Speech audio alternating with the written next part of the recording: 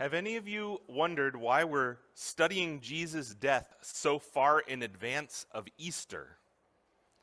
One reason is that Matthew 26 and 27 are the longest two chapters in the New Testament, with 75 and 66 verses each. But that's not the only reason that we're doing this. Jesus' death is very important and often neglected in our rush to Easter, especially by Protestants. See, the Apostle Paul summarized the gospel as Jesus Christ and Him crucified. And the details of this also include Jesus' deity, His resurrection, His ascension, and His return. But in the Protestant desire to avoid idolatry, we removed the statue of Jesus from the now empty crosses. Have you ever noticed that? Protestant churches have empty crosses. And it's often argued that this is because Protestants believe that Jesus' resurrection is more important than Jesus' death. But that is not what the early Protestants were trying to communicate. Do you remember that the devil's temptation for Jesus was to skip suffering and go straight to glory? Just ask me, I'll give you the kingdoms of the world. And now, his temptation in the garden, likewise, was for Jesus to not go to the cross. Jesus wasn't just killed, he was mocked and shamed and condemned or cursed for us as we deserve. That is not glory. That's the opposite of glory. And Jesus suffered for us, and he suffered to show us that suffering is the way that we are going to follow him. This is one of my favorite things to do. The next time you're in a Roman Catholic church, there will be 14 stations of the cross around the building. And when I lived in South America, I liked to go and look at them. And they tell the story of Jesus dying on the cross. And that's what we're doing. As we lead up to Easter, we're reviewing the story of Jesus dying. Now, it's amazing as we read Matthew here how little commentary preaching there is on the events of Jesus' death in the Gospel of Matthew. Matthew's main teaching point is that Jesus' death fulfills the Old Testament, especially Psalm 22. And it's not until the book of Acts and the New Testament letters that we get sermons about the purpose of Jesus' death.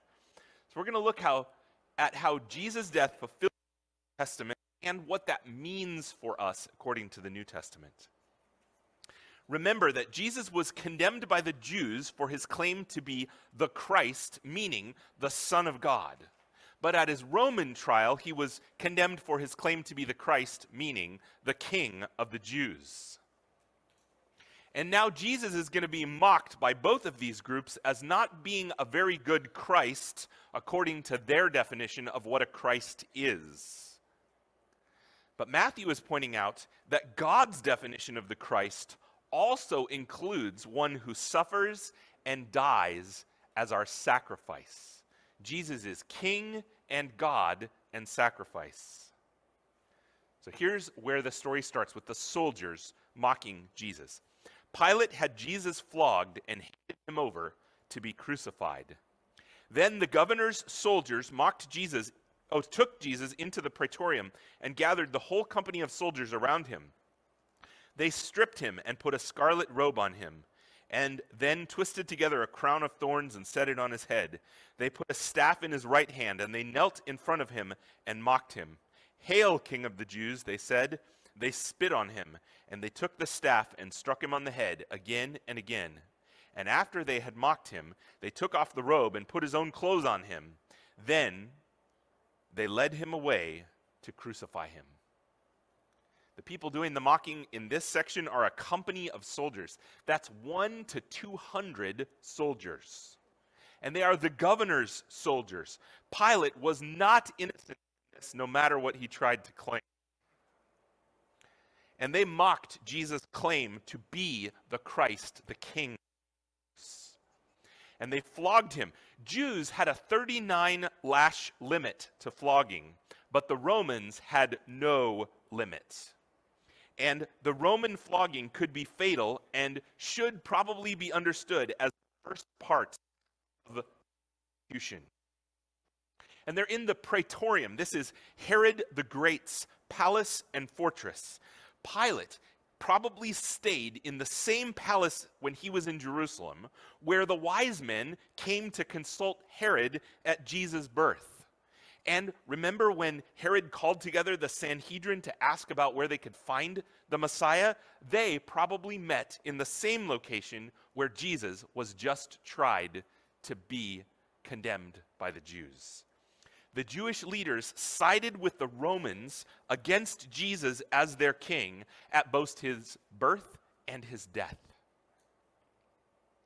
Now, this mocking included spitting on Jesus, which these fulfill Isaiah 50, verse 6, like Jesus predicted back in Matthew 20. And spitting is probably a parody of kissing, which they would have done to royalty.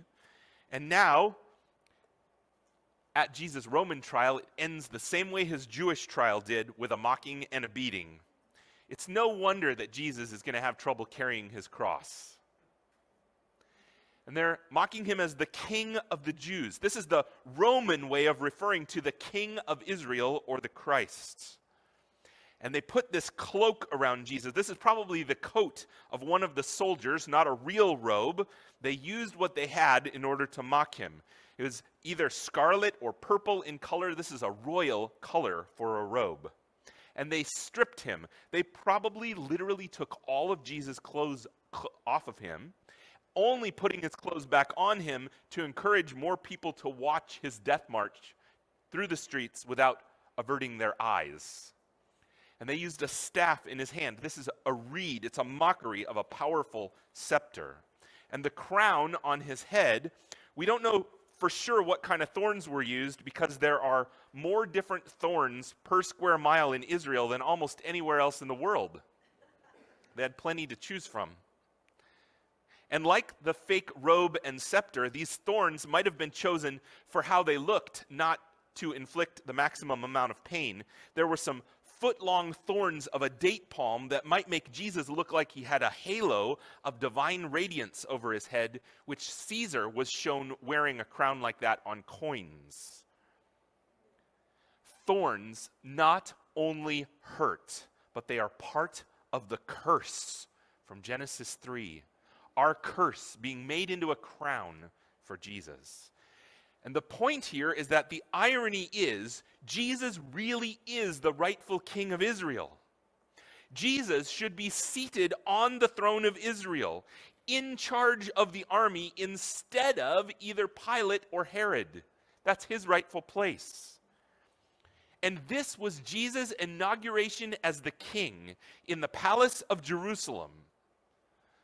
It's very different than what James and John were imagining when they asked to be at Jesus' right and at his left when he was proclaimed the King of the Jews.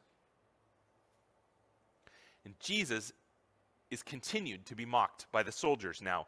As they were going out, they met a man from Cyrene named Simon, and they forced him to carry the cross. They came to a place called Golgotha, which means the place of the skull. And there they offered Jesus wine to drink mixed with gall, but after tasting it, he refused to drink it. When they had crucified him, they divided up his clothes by casting lots. And sitting down, they kept watch over him there. And above his head they placed a written charge against him.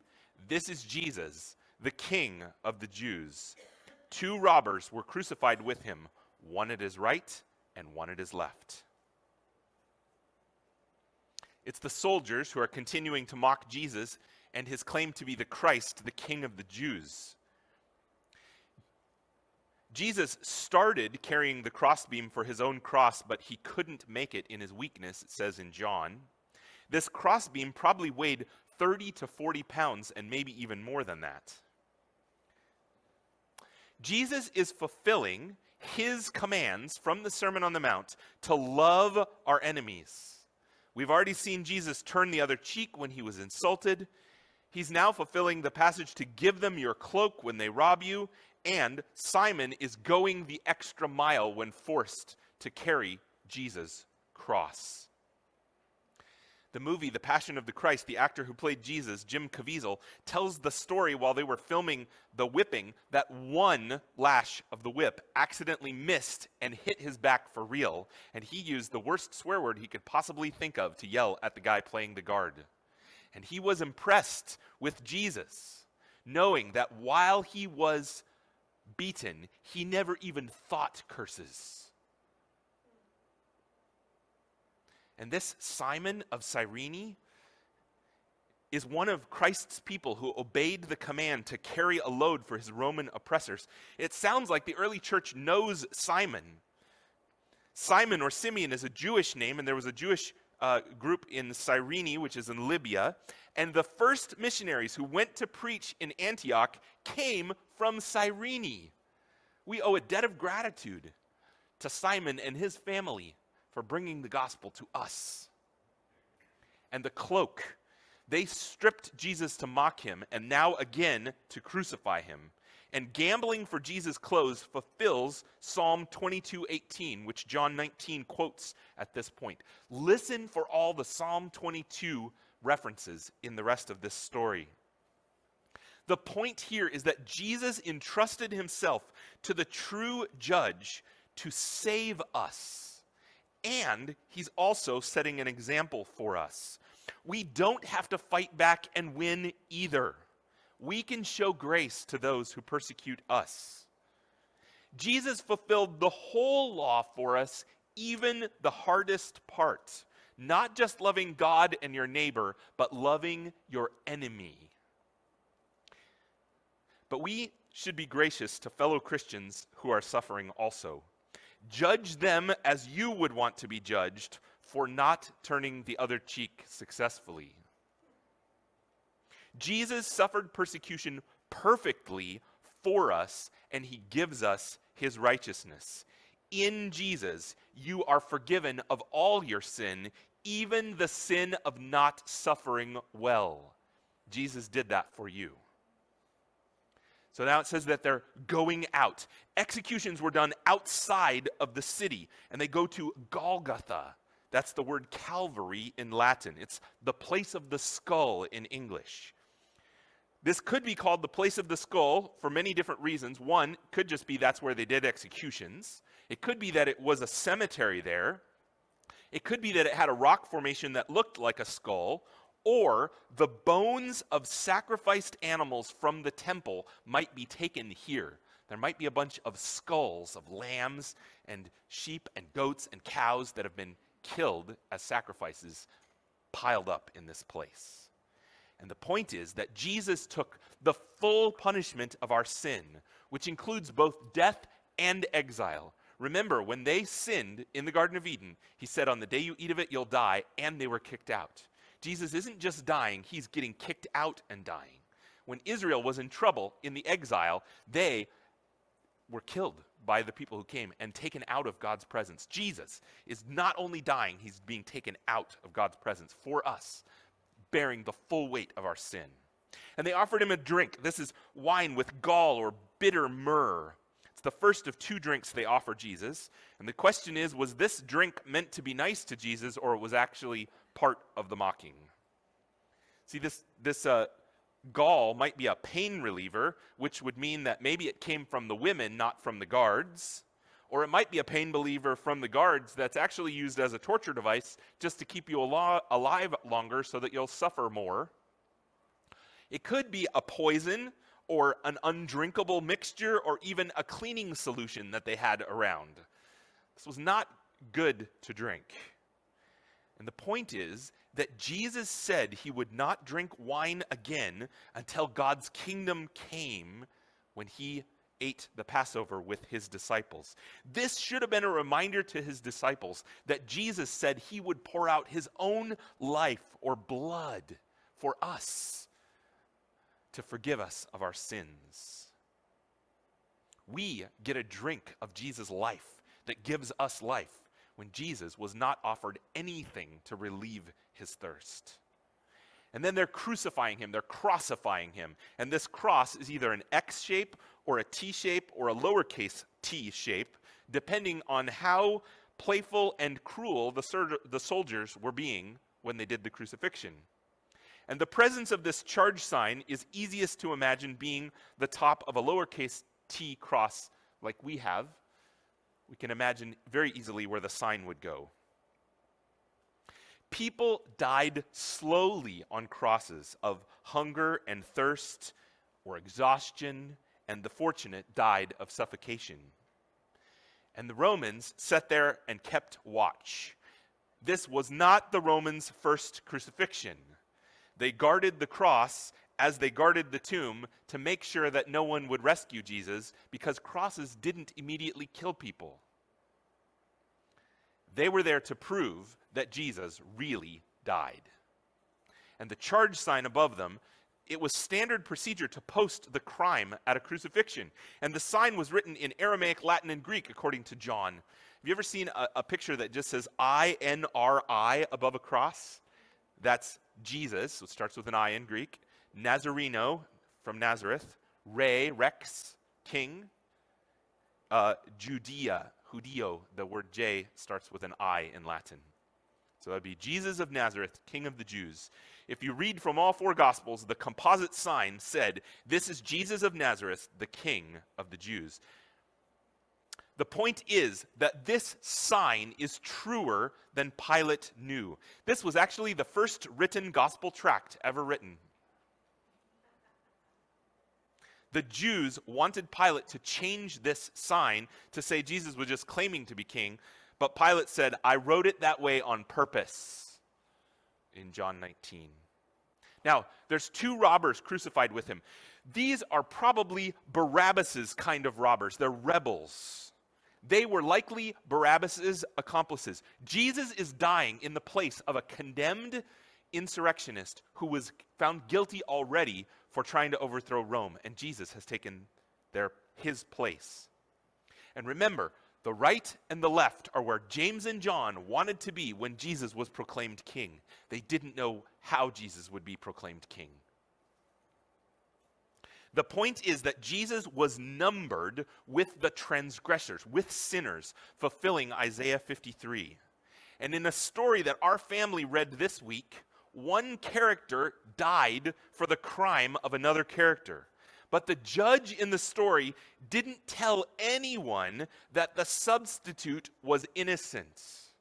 And he let everyone believe he was guilty during the execution. That's what Jesus is doing. He's not only taking our punishment, it's like Jesus confessed to our crimes. Jesus behaved as though our sin was his sin. He's been doing this since his baptism, when John the Baptist said, "You don't need to be baptized," and Jesus said, "No, I'm going to do this." Jesus became sin for us and was willing to be treated as though he was a sinner. In Jesus, your sin is forgiven because Jesus took your punishment for your sin as though your sin was his. And now Jesus is mocked by the crowd. Those who passed by hurled insults at him, shaking their heads and saying, "You who are going to destroy the temple and build it in 3 days, save yourself. Come down from the cross if you are the Son of God." These passersby sound like they're a Jewish crowd. Mocking and shaking heads fulfills Psalm 22, verse 7. They're mocking Jesus' claim to be the Christ, the Son of God. Do you notice the change from the Roman audience to the Jewish audience in how they're mocking him? They're saying, "You claiming to be the Son of God." That's what Jesus was condemned for confessing at his Jewish trial. And they bring up the accusation that he's going to destroy the temple and rebuild it, which was an accusation from his Jewish trial. The devil tempted Jesus back in the desert by saying, "If you are the Son of God, then just get out of this position of suffering." That's what they're doing here too. They're quoting the devil to Jesus. Isn't that nice? They say, "Save yourself, come down." And this taunt is going to be repeated by the religious leaders next. In the same way, the chief priests, the teachers of the law, and the elders mocked him. "He saved others," they said, "but he can't save himself. He's the King of Israel. Let him come down from the cross, and we will believe in him. He trusts in God. Let God rescue him now if he wants him, for he said, I am the Son of God. This is the Sanhedrin, representatives from the three groups in the Sanhedrin. The chief priests are the Sadducees, the teachers of the law are the Pharisees, and the elders are other miscellaneous leaders. That would be like saying senators, House of Representatives, and people from the executive branch all walked by to mock Jesus. And they mocked Jesus' claim to be the Christ, the Son of God, and the King of Israel here. The Gentiles called Jesus the King of the Jews. They're calling Jesus the King of Israel. That's what Jews called themselves, Israelites. So the Jewish definition of the Christ was often complex enough to know that there could be a divine Christ. You can find this in Jewish writings by non-Christians. But they thought that Jesus' failure to save himself proved that he was lying about being the Christ. Now, Jesus still could have called angels down to rescue him, like he said. He saved, he healed, he forgave others, ultimately by giving himself up for us. And they're saying, save yourself and come down, and we'll believe it. This is an empty promise. They have come to Jesus several times through the book of Matthew asking for a sign, and Jesus promises, the sign I will give you is that I will die and rise 3 days later. And they don't believe once Jesus rises from the dead. If you aren't convinced by eyewitness testimony about Jesus found in the New Testament, I don't believe that you would believe even if an angel appeared to you right now or Jesus himself did. You can find a way to explain it away if you don't want to believe it. Salvation comes by faith in what God has promised and fulfilled. It does not come from demands that God does things our way. And they're saying, let God rescue him, or save yourself. This is a paraphrase of the taunt found in Psalm 22:8. They may literally be quoting Psalm 22:8 out loud to Jesus. He trusts in God, they said. Do you hear that? We're called to trust in Jesus. And they say, he trusts in God. Jesus entrusted himself to God, who judges justly instead of saving himself. We who believe in Jesus and are saved are doing this same thing. We are entrusting ourselves to the judge, God, that he will accept Jesus in our place rather than trying to save ourselves. See, the point here is that Matthew knows, and Jesus knows, and we know from Jesus' prayer in the Garden of Gethsemane that Jesus could either save himself or he could save us, but he can't do both. Jesus could have called angels to save him at any time, and Jesus was saved by God after all this suffering, and so he will be saved after this suffering. We are not saved by our own suffering for Jesus, but by Jesus suffering for us. And yet, this is the order that God does things for Jesus and for us. Suffering comes before glory. And now Jesus is mocked by the robbers. In the same way, the robbers who were crucified with him also heaped insults on him. Matthew 27 and Mark 15 say that those who were crucified with Jesus mocked him. John 19 doesn't mention the convicts mocking Jesus at all. And Luke 23 clarifies that one of those crucified with Jesus mocked and the other didn't. This is not a contradiction.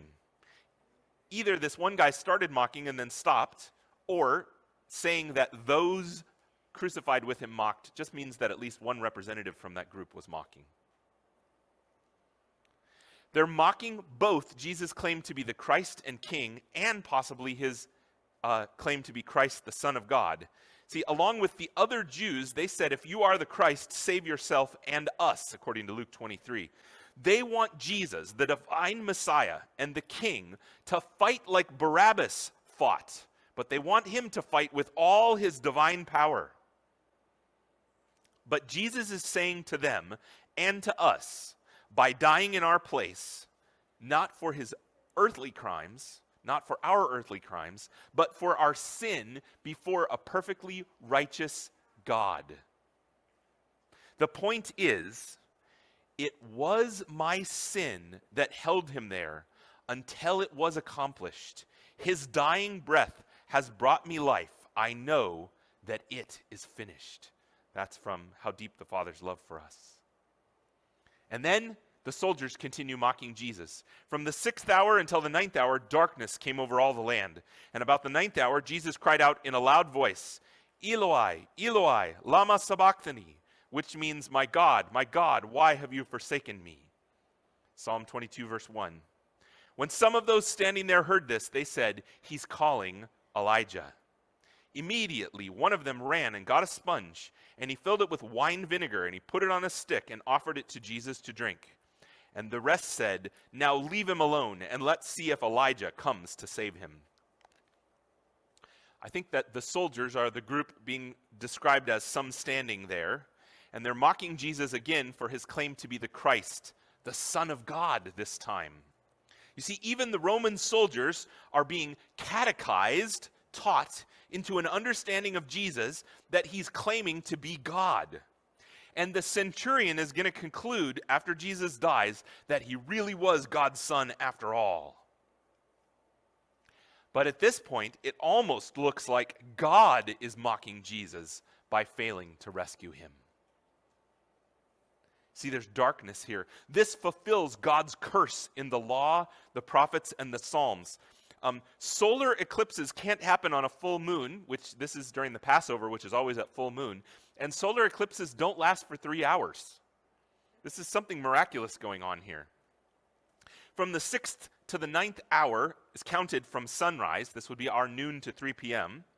And it was dark during the second half of the 6 hours that Jesus was on the cross, if you find out from Mark when he was crucified. And Jesus died at the 9th hour. This was the time of the evening sacrifices, and this day was Passover. Jesus died as our Passover lamb to save us from God's judgment by his own blood. And in the law, during the darkness for 3 days as a plague on the land of Egypt before Passover, Israel still had light. And what we have here is a mini version of that plague coming upon Jesus. God's put darkness just on Jesus as a plague, a punishment, a curse. Matthew says that the Gentiles lived in perpetual darkness until Jesus brought God's light to us. But on the cross, it was the land of Israel being covered by God's darkness on Jesus. In the prophets, darkness is God's judgment. And darkness is even a common picture of hell. It's called the outer darkness. Jesus is experiencing all of God's punishment and judgment. And in the Psalms, God's face is shining in blessing and in salvation, quoting number 6. But Jesus is experiencing the darkness of God turning his face away from him. The darkness fulfills Psalm 22:2, which compares God's displeasure to the night. But the end of Psalm 22 in verse 24, it ends with God not ultimately hiding his face from Christ. The point is that Jesus experienced the darkness of God's wrath for us on the cross so that God's face will shine on us in grace, salvation, and blessing instead. And then they give him sour wine vinegar again, probably undrinkable, maybe drinkable this time. Psalm 69:21 talks about Christ's enemies mixing both gall and vinegar with wine, connecting these both as undrinkable. This drink is still mockery. But Jesus may have asked for this drink, as it says in John, to enable him to speak clearly for these last words that he's saying. And his cry is Eli or Eloi, the first half of Elohim, the name of God. And we here at New Heights are uniquely able to understand how Eli and Elijah might be confusing to some people. We have someone here who's called Eli, whose real name is Elijah. They don't know what Jesus is talking about here. Elijah from the Old Testament didn't die and was expected to return. But these soldiers don't understand Aramaic, and Jesus might be too injured to speak clearly. And Matthew assumes that it will be a Greek-speaking reader, so he translates this for us. This is the only time anywhere in the New Testament that Jesus calls God, God in prayer, instead of calling God Father.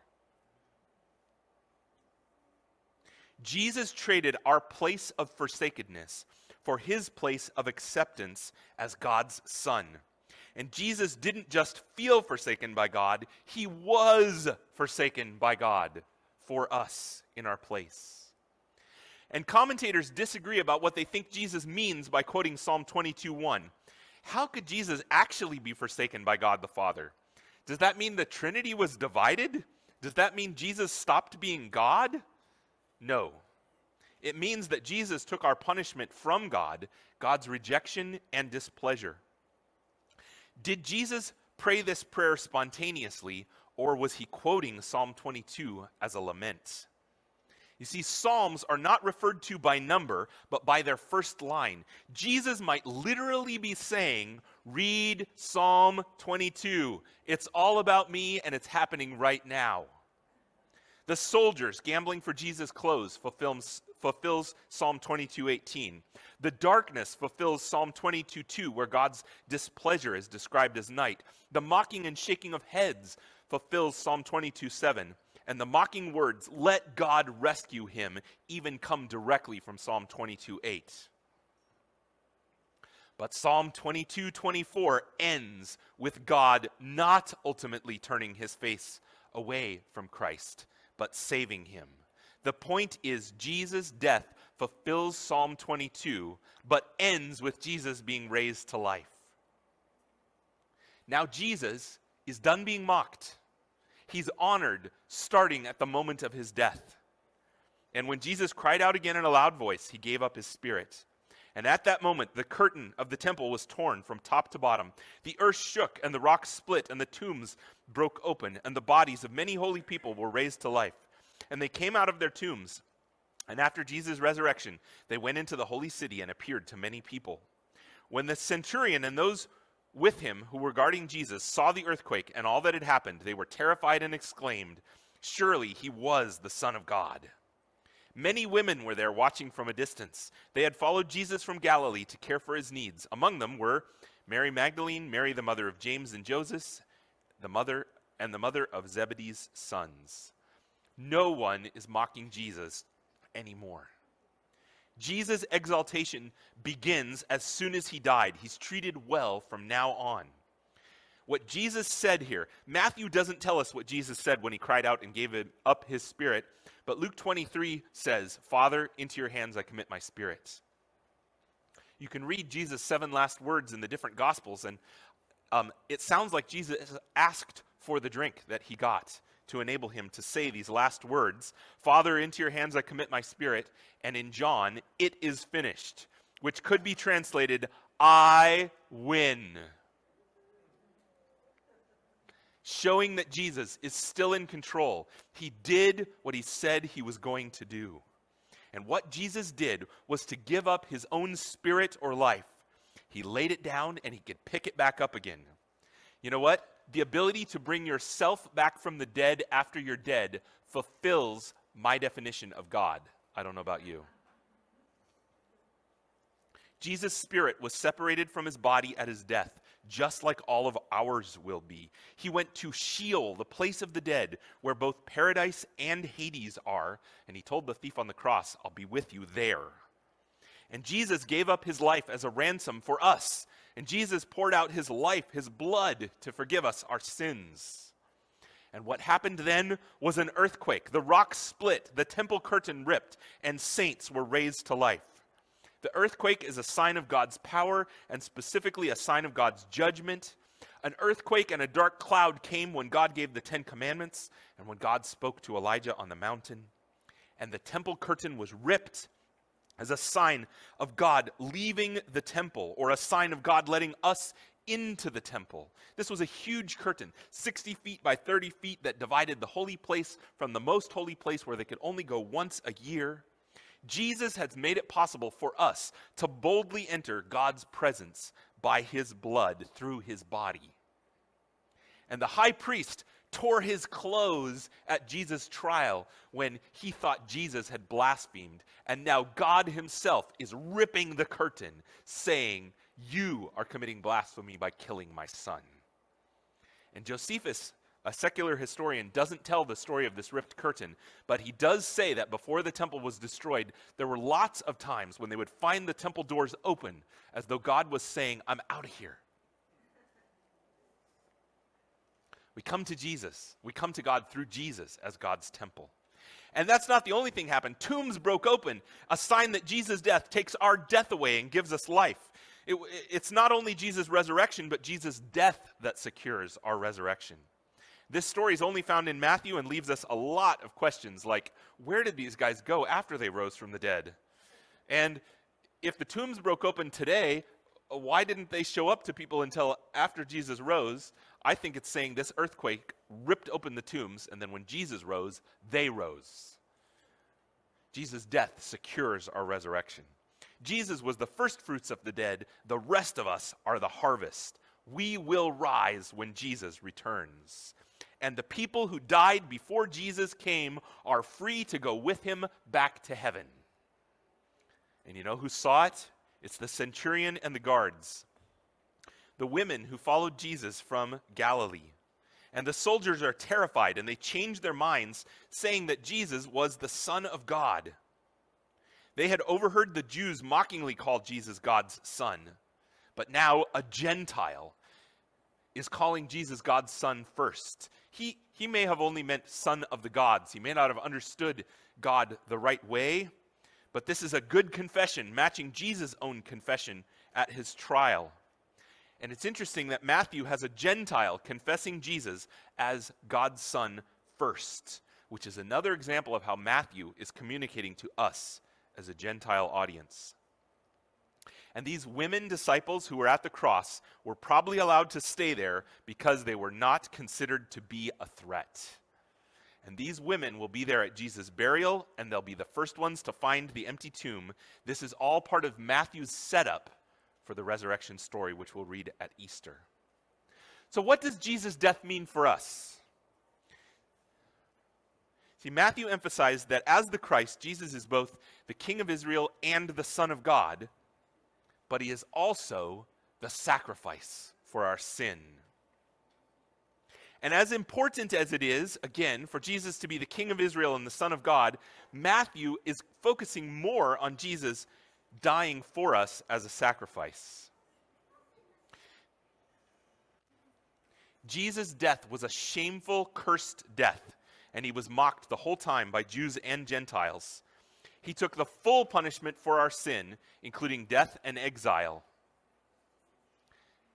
And you know what? It was even God the Father who rejected Jesus at the cross.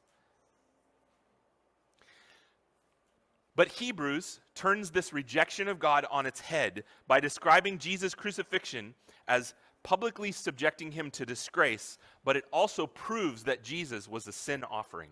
Have you guys ever wondered, if Jesus died for our sin, why Jesus did not die as a sacrifice in the temple, which is the proper location for sacrifices? Have you ever wondered that? I heard someone ask this question just this last week. Do you know that very little of the sacrifice was actually used in the temple? The blood went onto the gold altar. A few of the organs were burned on the bronze altar. But in a sin offering, the majority of the animal was taken outside of the camp and burned up there. Hebrews is equating Jesus going outside of the camp, and it's possible that Golgotha, Calvary, the place of the skull, is literally the place where those bones were taken to burn them up in a sin offering. And if it's not literally the same place, Hebrews tells us that it's figuratively the same place. Jesus is a sin offering for us, being taken outside the camp to be offered for our sin and to take it away completely.